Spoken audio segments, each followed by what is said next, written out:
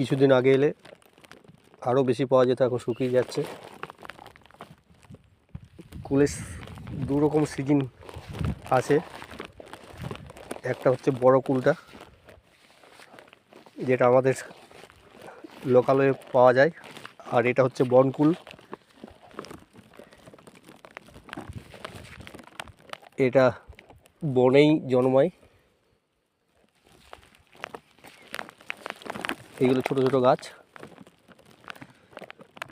ছোট ছোট গাছে খুব সুন্দর ছোট ছোট কুল ধরে আছে।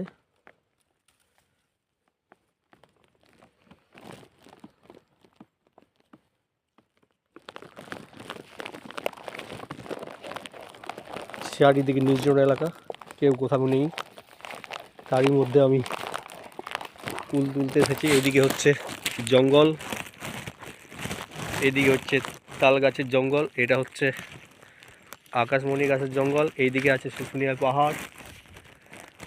আশেপাশে কোথাও জনবসতি নেই, আশেপাশে কোথাও জনবসতি নেই বলেই কুল গাছগুলো আছে।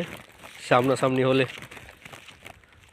এতদিন এই কুল গাছগুলো কিংবা কুল কোনোটাই থাকতো না।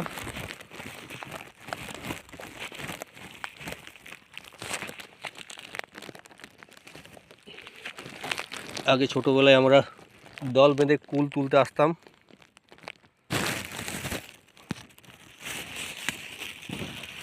এখন মোবাইলের যুগে বাচ্চাগুলো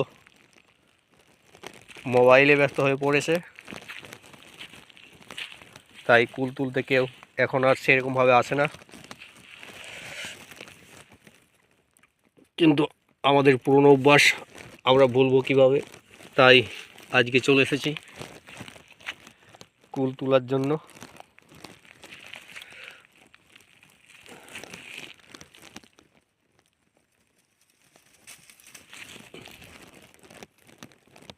আমরা আগে হেঁটে হেঁটে আসতাম,